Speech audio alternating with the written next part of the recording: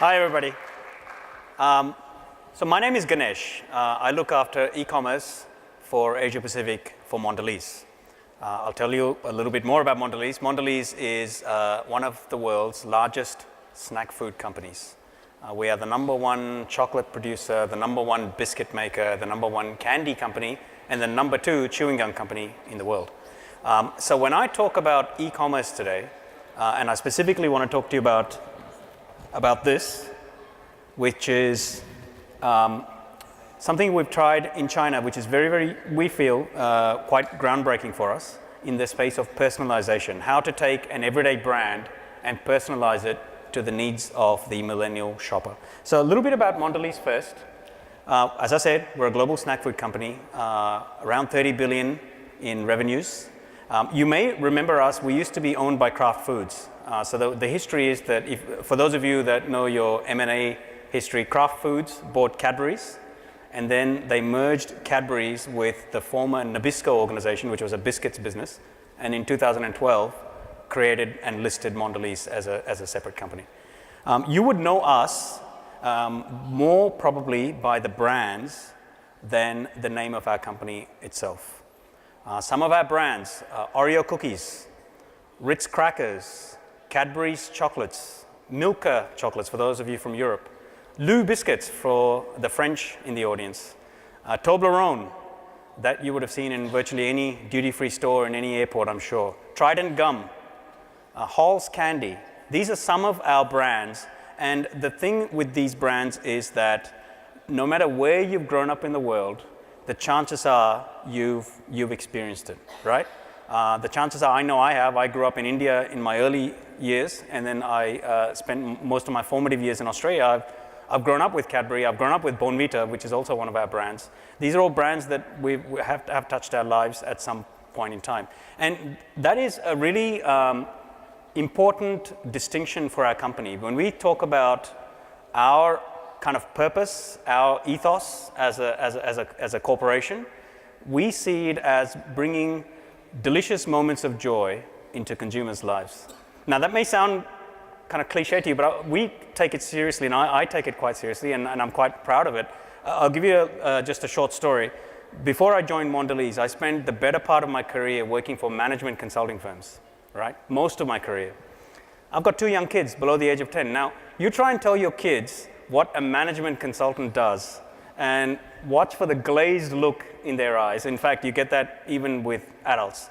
But when I tell my kids that I now work for a chocolate company, you should see the look on their faces, the smile. And I think that to me says it all. That is really what we're about. We're not a company that makes life-saving drugs. We're not a company that produces staple groceries that you absolutely need in order to have your meal. We're a company that introduces small moments of joy into people's lives. Yeah? Whether you're taking a break at work, whether you're giving yourself an indulgent snack as you're watching TV after your kids have gone to bed, this is our space. In Asia, most of our products get sold in environments like this, okay? Big supermarkets and hypermarkets, we've all seen them around the world. We've seen them in developed countries around the world, like the US, UK. We've seen it in Singapore. If you've been to Australia, you would certainly see it in Australia. The thing with this environment, and it's an important thing to understand about our category, is that when a shopper walks into this environment, they walk in with a shopping list. I'm sure it would be the same for you. Either you've got the shopping list relatively clear in your mind, or you've got it written down on a piece of paper, right? And on that shopping list is probably going to be milk, bread, rice, pasta sauce, cereal. Chances are chocolate is not going to be on that list, okay? Unless, well, maybe it is. But chances are it isn't. And chances are chewing gum is certainly not on that list. And the reason for that is because these categories are more impulsive categories. That means that as a shopper, you have probably decided broadly that you may buy some biscuits. You definitely haven't thought about chewing gum. And you've got a core shopping list when you walk into a store like this. And then in the store environment, you make choices about what you're going to add to the basket in addition to your core groceries that you're there to buy, okay? The other part about Asia that's very interesting is that a lot of our sales happens in an environment like this. For those of you that have been outside of Singapore, of course, in fact, I'm sure that's most of you in the room that have actually, experience the true Asia, if you like, when you're in India or Shanghai or Jakarta. This is the kind of environment that most of our, oh, that didn't work too well. There we go. This is the kind of environment that most of our sales occurs in. Mom and pop stores, millions of them, okay? Now, the pictures that I've shown here are relatively small stores, but some of these can be quite large. Some of them can be the size of a convenience store or even a mini mart. The interesting thing about these environments is that they are no less convenient for the shopper than the supermarket. That's a really important distinction. We automatically see an environment like this and we assume surely this is less convenient. That is not true.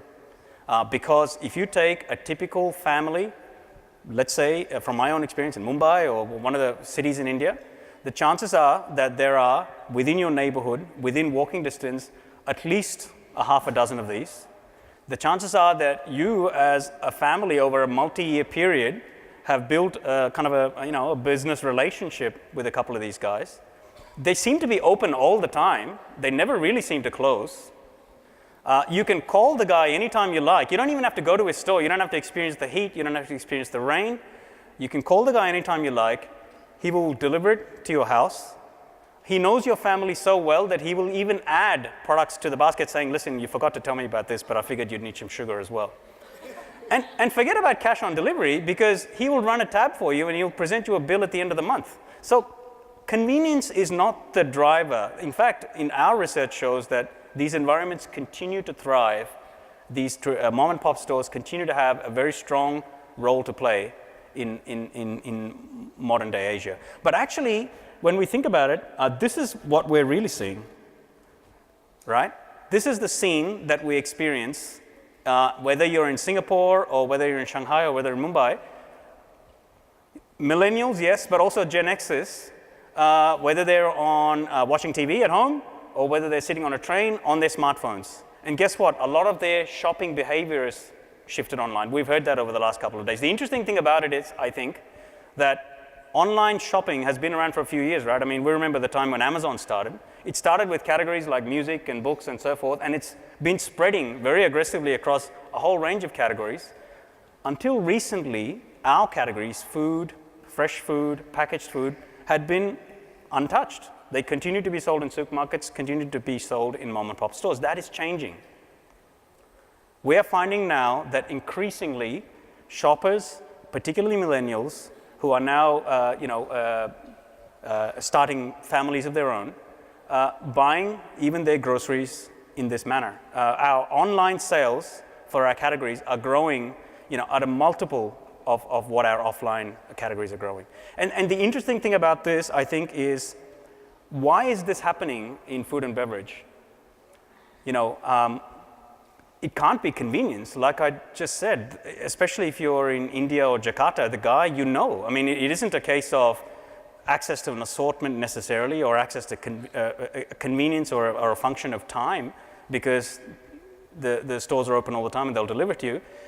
I think the answer really lies in our research in the relationship the millennials have with their smartphones.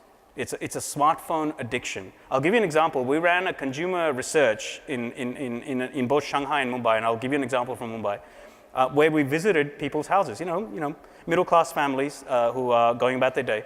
And I visited one particular household, and the lady of the house, she happened to be a stay-at-home mum. She was in her early 30s, 2 young kids, and she placed all of her orders for food and pretty much everything else online. I asked her, why do you do that? Why would you go to the trouble of placing orders for food delivery online when there are multitudes of mom and pop stores nearby? I didn't get a convincing answer, quite honestly. I mean, there was a long answer, but I didn't really get it. But as I started to unpack how her overall day hangs together, right, the broader picture, the answer was obvious. I mean, this young lady, from the time in the morning she gets up to the time she goes to sleep, she's connected to that smartphone device continuously. She gets up in the morning, the first thing she does is check the news. Then she goes to Facebook and likes a photograph that her sister in another city has just put up. Then she responds to a WhatsApp message because she's having an argument with her mum.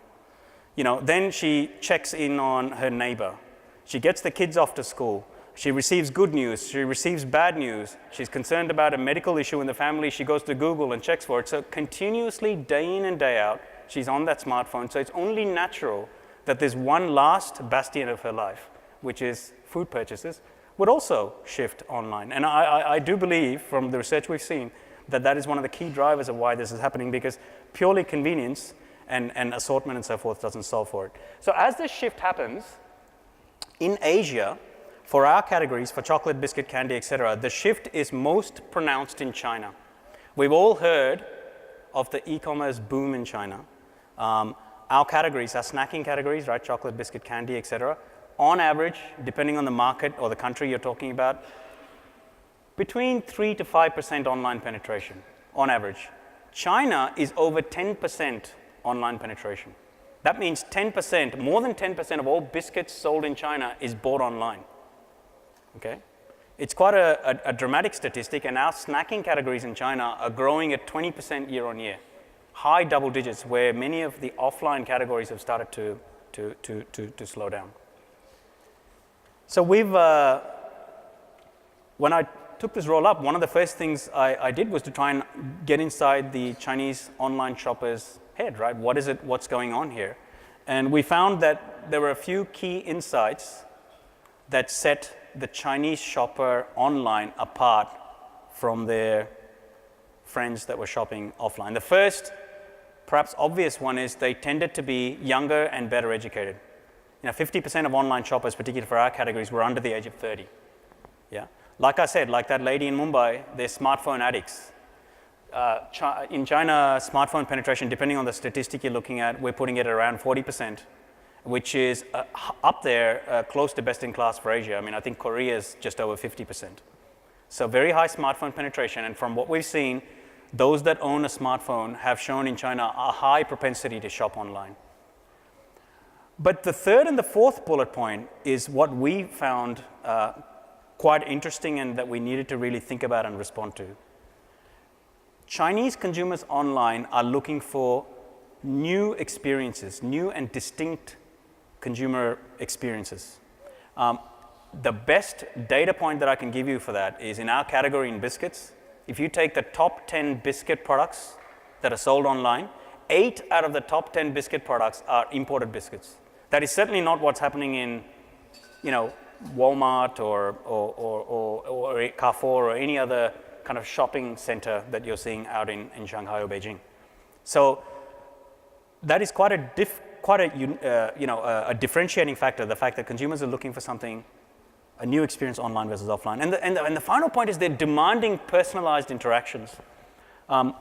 If you take chocolate, chocolates are often used as gifts, right? I'm sure you yourself have probably presented chocolates as gifts to your family or to others. Of all of the gifting chocolates sold online in China, 30% of gifting chocolate is customizable by the consumer. That's staggering. So that means that if I go to Taobao on Alibaba's platform, there are numerous small, agile startups that will allow you to pick the individual pralines that you're going to put in the box, the shape of the box, whether it's a square or a heart shape, the color of the ribbon, the message on the box, and they'll even allow you to specify the time slot in which it gets delivered and where it gets delivered to. Okay. Another example is one of the most successful food online retail startups in China is a company that sells dried fruits and nuts. Dried fruits and nuts, the stuff that you can buy in any bulk environment in a supermarket. Within, I think, around 4 years, they've created a $300 million business online only. And the unique thing about their business model is that it wholly relies on the consumer experience. The mascots that talk to you about the product, the very detailed descriptions that are given, these nuts hail from the rainforests of Brazil and so on and so forth, to the consumer experience you get all the way till the product arrives in your house. So, and consumers are really driving and looking for this. So the challenge that we had was that our biggest brand franchise in China is Oreo cookies. It is a brand, it's a 100-year-old brand globally, launched in China in 1996, so it's been around for a long time. This brand has over 80% awareness in China, in a country with over 1 billion in population. That is very high levels of awareness. And it's loved by millions, absolutely loved by millennials. But here's some realities about biscuit and Oreo in general, right? The first is that, let's face it, guys, it's an everyday pantry item. I mean, it's a packet of biscuits. It's not something that, it's a low involvement purchase. It's not something that you're going to ache over and do market research across multiple online retailers to compare price and functionality. I mean, that's not the way this category works. And the other thing is that millennials grew up with this brand, right? They've always known it their whole life, but they probably never actually bought it in a supermarket or in a mom and pop store. Their mothers bought it for them. So millennials have now transitioned to online shopping behavior, have always known Oreo, see it as a kind of an everyday pantry item that they grew up with, but have never really experienced purchasing Oreo. And so therefore we had lost the opportunity online to really engage them, to bring them back into the category, to create a very strong connection between the brand and the millennial consumer, specifically in the digital format. Now, the fact that we were trying to do this online gave us an opportunity, because if we were trying to do this offline, you don't have too many levers. At the end of the day, you're talking about a supermarket shelf where product is stocked. In the online environment, the offer is broader than the physical product, right? It's not just the physical product. It's the way in which we deliver the brand message. It's the way in which we allow consumers to engage with it, to play with it, to make some configuration choices on it, and so on and so forth. So we went back to the drawing board and thought, what can we do with Oreo to drive a greater level of engagement between the brand and the consumer? And essentially, the concept we came up with, which we trialed, and we trialed it over a 3-day period, and we plan to do many more of these, was this idea of a customizable box. Okay, so it looks like this, right? And it's very simple, actually. What we did was we picked 3 very on-trend artists in China who are key opinion leaders on social media, engaging with consumers every day, with millennials, strong connection and so forth. And we engaged them to create some artwork for us. And then we found a partner, an online retailing partner, which was already a very important partner of ours, which is Alibaba and the Tmall platform. And we went to Alibaba and said, we want to run a campaign specifically around Oreo, focused on a very short amount of time, let's say a 3-day period, that leverages this artwork that these very famous popular artists have created. And we want to allow consumers the opportunity to configure their own Oreo gift box. And the concept would be simple. They'd come online, they would select the artwork, make some choices on coloring, personalize the message, pick the icon, and order it. So Alibaba had to build an extension to their Tmall platform in order to be able to allow this to happen. Because they saw the opportunity in being able to not only do this for Oreo, but extend it to other FMCG brands. The app that they actually created, which was a bolt-on to Tmall, looked something like this on a smartphone. So very simple, very, very simple. What it would do is allow you to go in. The first thing you would do when you click on a banner is it would allow you to select the artwork. You would make some choices on color at the bottom. You would choose the logo. You would write the message, and you would order it. So literally 5 steps. What we did in the lead up to this 3-day festival was, I think, a big part of why it was so successful for us. We invested very heavily in building a lot of market buzz around this campaign with the help of Alibaba. So on the during the 3-day festival, when you went into the app, the first thing you would see is this. There was a kind of a page takeover, so you'd be faced with something like this. It's the first thing you would see, and it would last for 5 seconds. Then, all through your shopping experience on Tmall, you would be reminded at the top that there is a 3-day campaign happening around the configuration of this product. It would stay visible all through the journey, and then at any point in time, if you clicked on it, it would take you directly to the configuration platform itself. In the lead up to the 3-day period, the buzz that was created was sensational. In Weibo, which is the Twitter equivalent of China, this was messaged about tens of thousands of times and reposted over 40 million times. And the other thing that we did was the artists that we selected who have a deep connection with the millennials also posted this on their social media and really engaged consumers and invited them to try this out. So I think the thing here is it wasn't the product itself, it was the way in which it was activated in the market. And we knew that millennials had lost touch with this brand. We knew that millennials knew the brand, but there was nothing unique or interesting about it that drew them to the brand.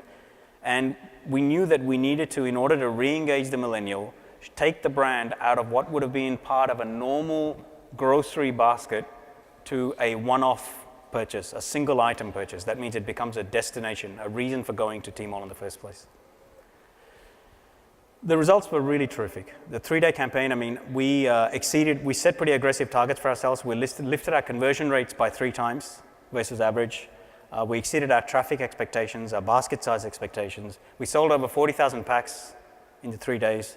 And more importantly, we had quite a substantial impact on the biscuit category and the Oreo brand overall during that period, which was really a key outcome that we were looking for.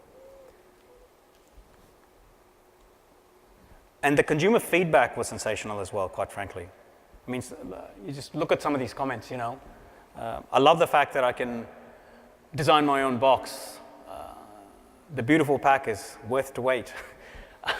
Couldn't be better, et cetera, et cetera. I mean, there were literally thousands of these kind of positive comments that were generated during that period. And these comments, what they allowed us to do was also to create a fan base that we could retarget over time. So essentially, we felt that the campaign was so successful, we're going to run similar ones. We've built a personalization agenda for the next 12 to 18 months. That's anchored both in biscuit and in chocolate. And we've got a series of ideas that we're going to take to the market that really recreates the connection between the millennial and the brand. So the takeaways that I would share for me and for our company is that when it comes to everyday brands, whenever we think about millennials and whenever we talk about e-commerce and digital and so forth, there's a tendency to think about personalization in a very complex way. I think everyday brands that everyone, scale brands that everybody knows and loves, can also play a very meaningful role in personalization. It can really recreate the engagement between the consumer and the brand. It not only builds the equity of the brand, it actually drives the category and drives the sales for your brand. But what we found in our category was that in order to be able to do this well, the deep partnerships with online retailers, in this case Alibaba, were key to making that happen. I don't think had we done this as a Oreo.com site that we would have driven the kind of volume of traffic that we ended up managing to drive. And then the results itself, as you know, were staggering. So thank you very much. That was really what I wanted to share with you today. I'm open to questions. And by the way, we have some samples of this pack in a bag which you're welcome to grab a couple of. And any questions are welcome. Thank you.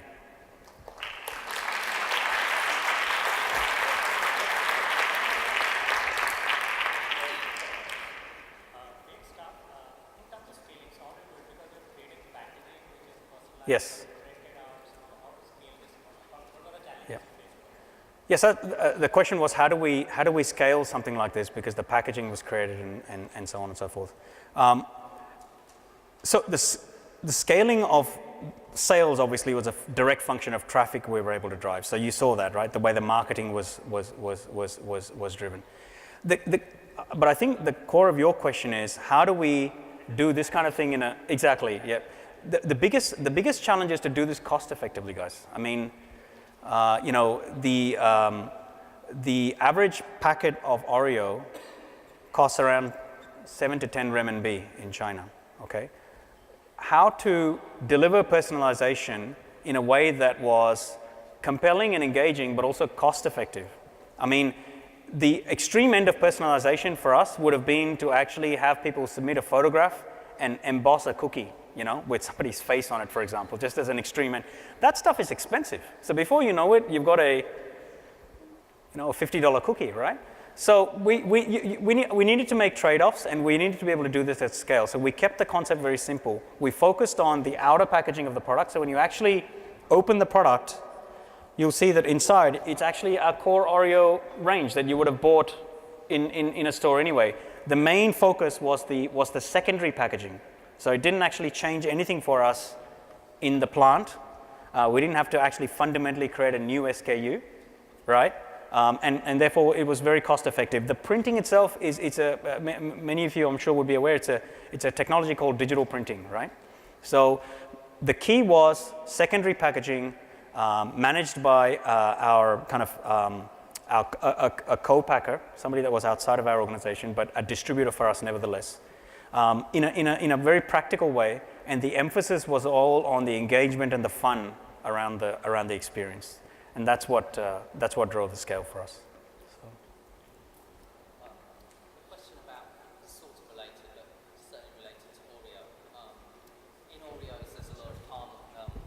In Oreos, there's a lot of palm oil. Now, obviously, the more Oreos you sell, the worse the haze gets. I mean, it has a direct effect. I know Mondelez International has done quite a lot of work to improve its supply chain. But the more you sell, the worse the haze gets. I just wondered when the time will come when Oreo will start communicating its role in environmental haze and what it's going to do about it. Okay, so as the e-commerce guy, I'm not the palm oil or the haze expert. So I'm not sure I can do that question justice right now. I'm happy to talk to you about it offline. We have a number of our colleagues here that are more specialized in that space. So.